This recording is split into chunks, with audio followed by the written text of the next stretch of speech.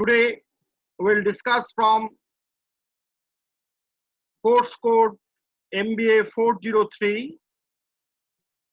The name of the subject, Employee Welfare, Unit 2. The remaining portions of Unit 2. In the previous class, we have discussed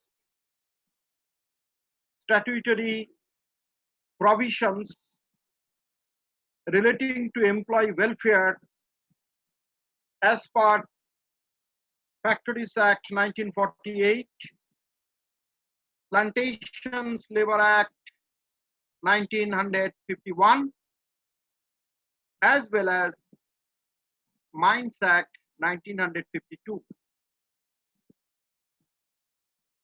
So today we will discuss other statutory provisions which have been mentioned under the Motor Transport Workers Act. The Motor Transport Workers Act, which came into force in India in the year 1961, as well as we will also mention some provisions as per the Contract Labor Act 1970. So in total, in our syllabus, 5 acts are there.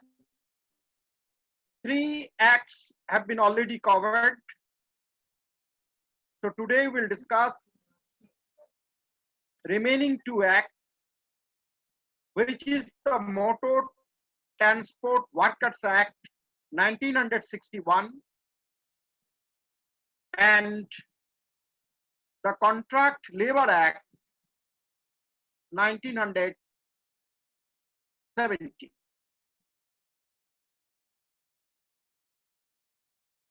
In the Motor Transport Workers Act 1961, it is clearly mentioned over there, if the total number of workers is 100 or more, in that situation, canteen facility must be provided to the workers. So it is something different from Factories Act, Mines Act, as well as Plantation Act. Here the number of workers is 100 or more. If 100 or more workers are involved in the transportation work, then you have to provide canteen facility for them. The second provision is there. You should also provide clean, ventilated, well lighted and comfortable restroom. That means the room where the workers will take rest, it should be very, very hygienic in nature. It should be clean, it should be well ventilated, well lighted and comfortable. Why? Because the transportation workers, like as in case of the drivers, they have to halt at night. Suppose one bus driver, he is driving the bus and after certain point of time, the driver has to take rest. Otherwise, in the next day or in the next shift, he will not be comfortable. So that's why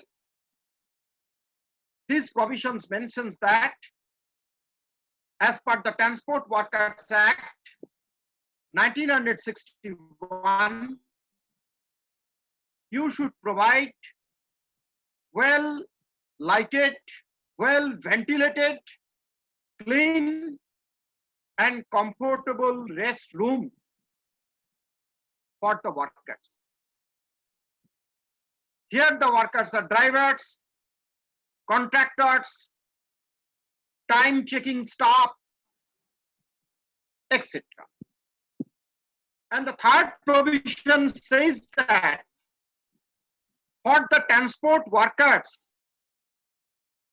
you must provide umbrella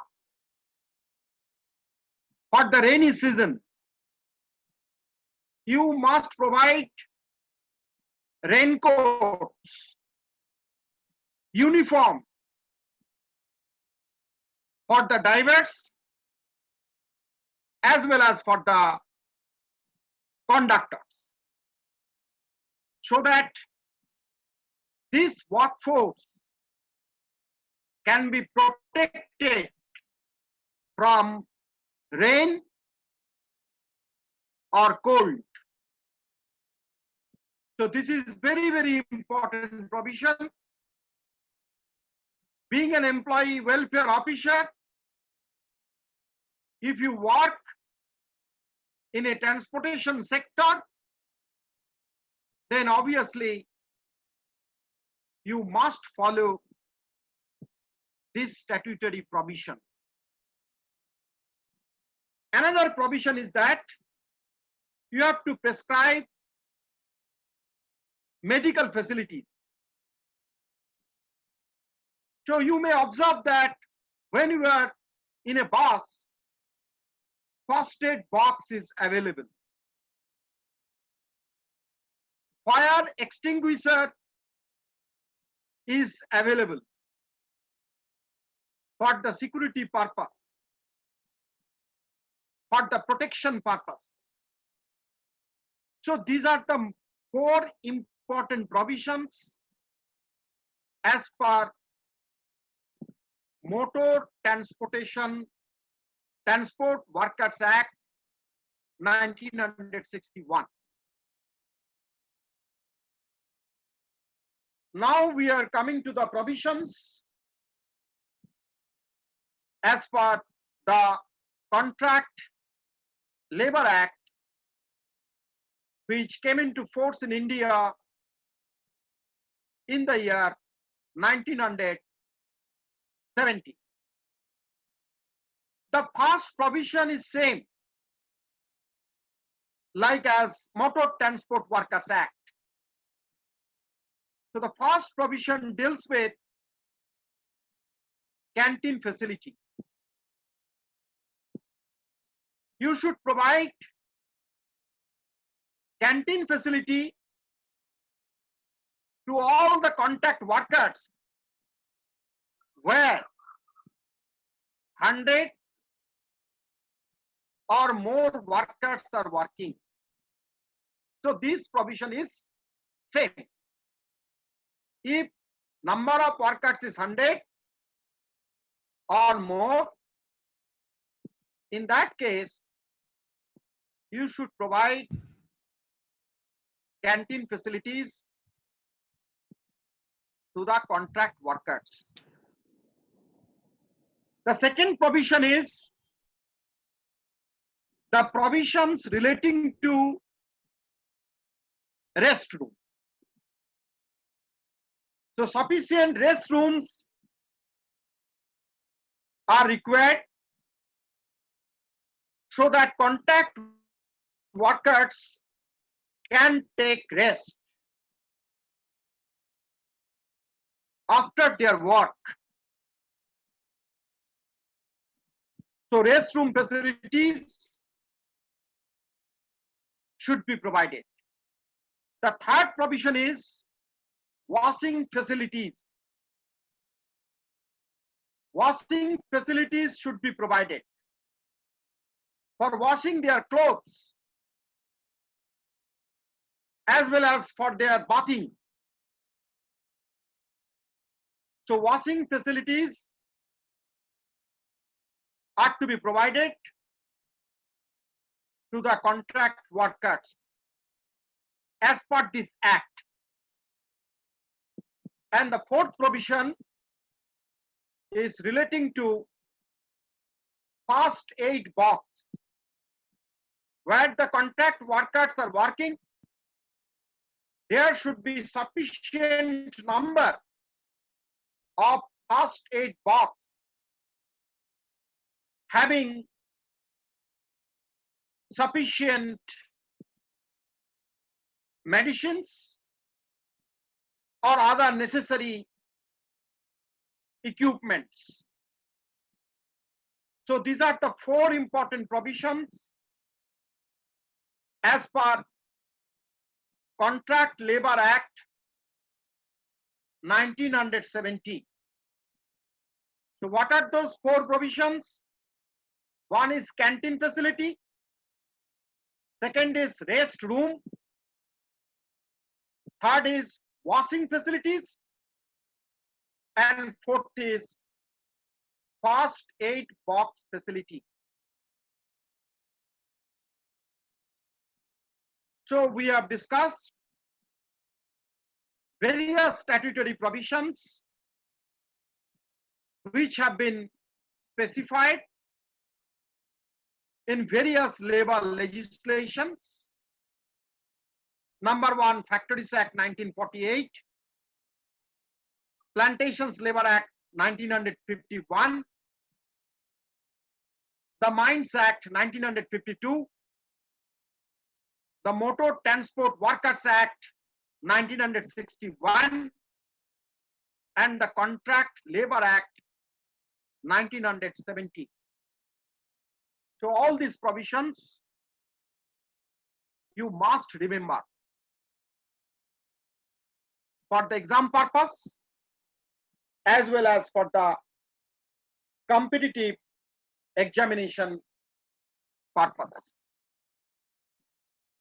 The next topic of discussion is labor welfare facilities.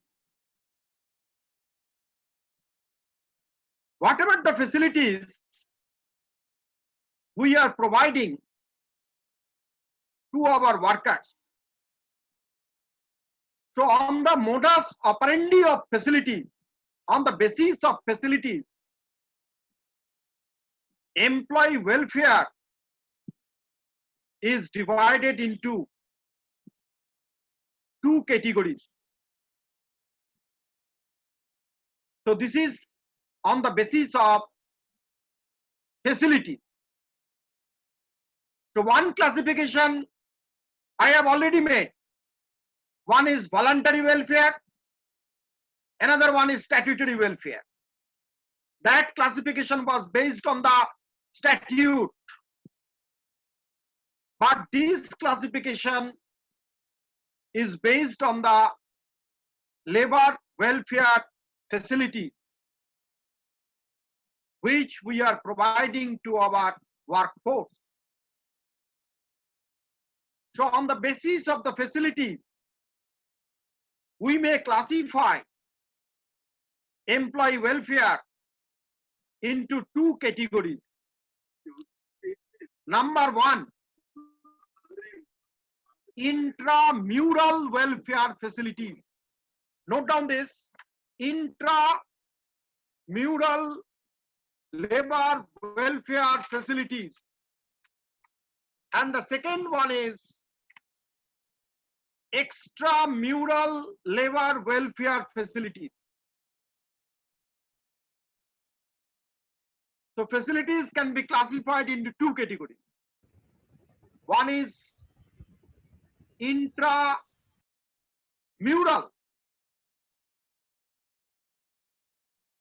Intramural welfare facilities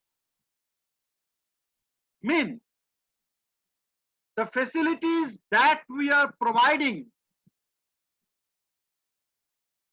our workers inside of the factory, inside of the premises, whatever the facilities we are providing them. This welfare facility is called intramural. On the contrary, extramural labor welfare facilities, facilities which are provided to our workers outside of the factory, outside of the premises, then it will be called as extramural labor welfare facility. So I am giving you some examples of intramural welfare facilities and extramural labor welfare facilities. You may note down also examples of intramural welfare facilities include washing facilities, crèche facility, canteen facility, uniform, medical assistance,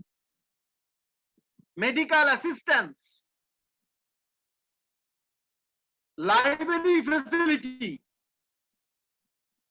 In some factories, you may observe that there is a library where the employees can read the necessary materials, necessary labor bulletins, newspapers, government report, etc.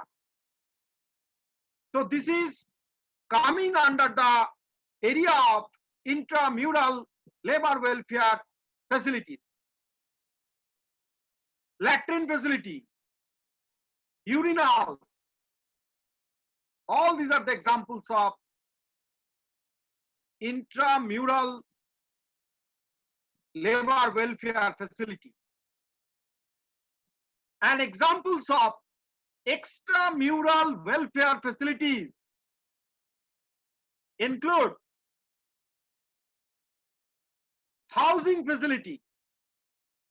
Housing facility, it is provided outside the premises, outside the factory area, outside the plantation area, outside the mines area. Transportation facility, recreation facility, education facility for their children,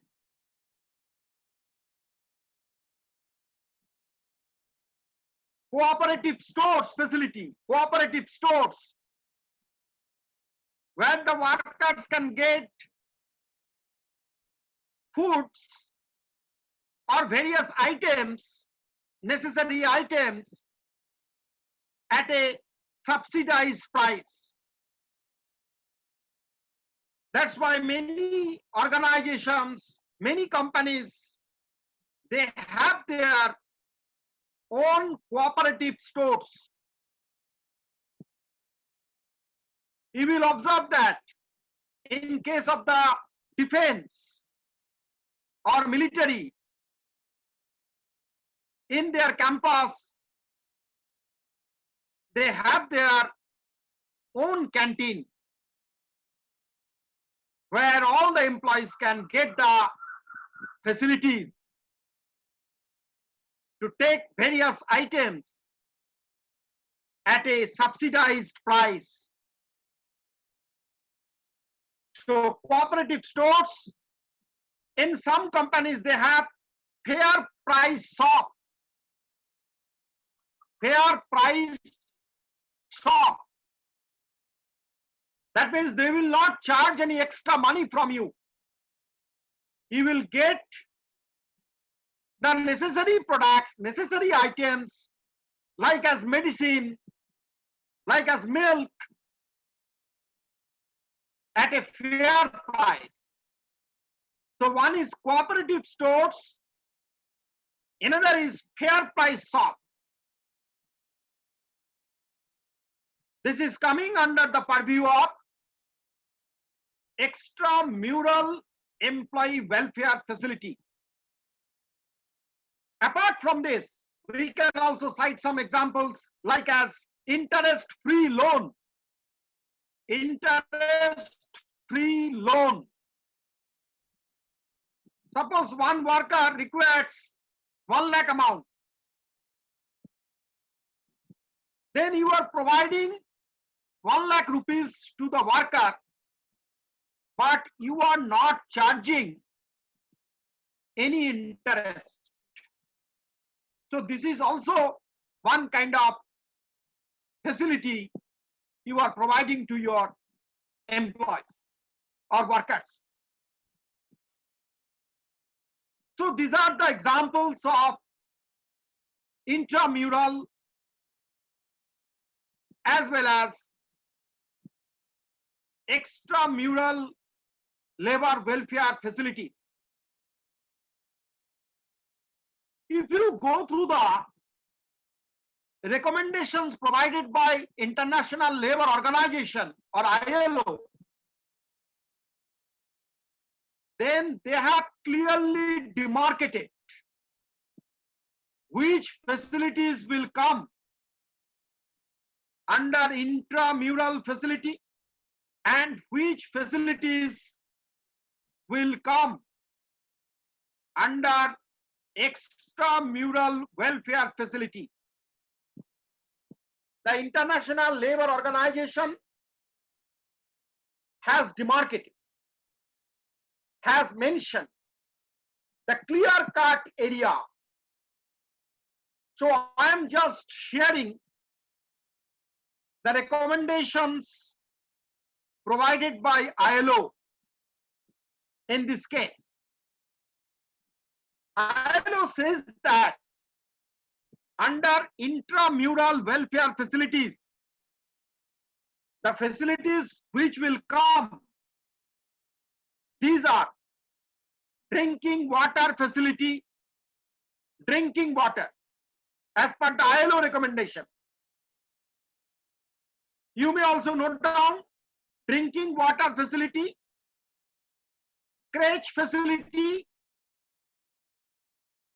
washing and bathing facility, rest and shelter facility, restroom or for shelter. So drinking water, crèche, washing and bathing facility, rest and shelter, toilets and urinals facility, uniform,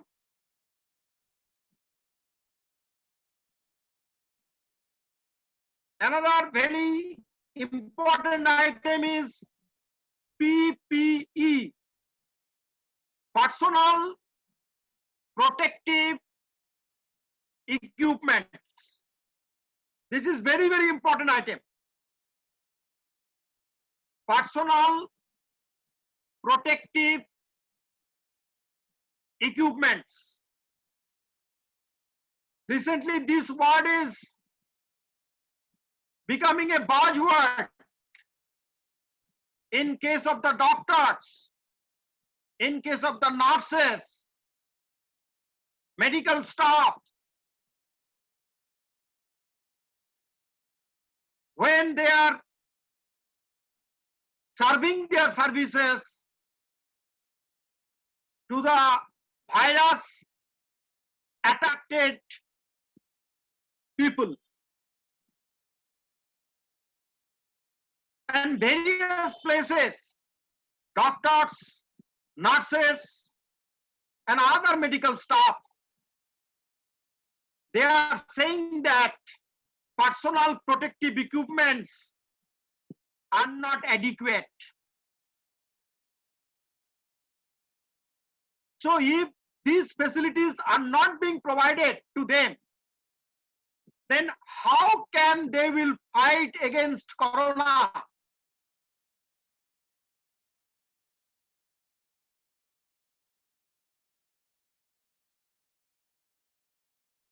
So as per the recommendations of ILO, you must provide personal protective equipments to your workers so that they can protect their body, so that they can protect the respiratory organs. It might be the respiratory organs, it might be the protections for their non-respiratory organs. So personal protective equipment, you know that it is of two types. One is respiratory personal protective equipments, which may protect your respiratory organs. On the other hand, non-respiratory personal protective equipments that can protect your non-respiratory organs, like as your head, your hands, your legs, etc. So this is very, very important welfare facility, providing personal protective equipments. Other facilities has also been recommended by ILO, which are canteen facility, subsidized food facility, medical aid facility, and recreation facility. I am repeating this again. Intramural welfare facilities which are recommended by ILO, these are drinking water, canteen, toilets, washing and bathing facility, rest and shelter, uniform, personal protective equipments, canteen, subsidized food, medical aid, and recreation facility. On the other hand, extramural employee welfare facilities, which are provided by the employer as per the recommendations of ILO, include, note down this, housing facility, education facility, maternity benefit,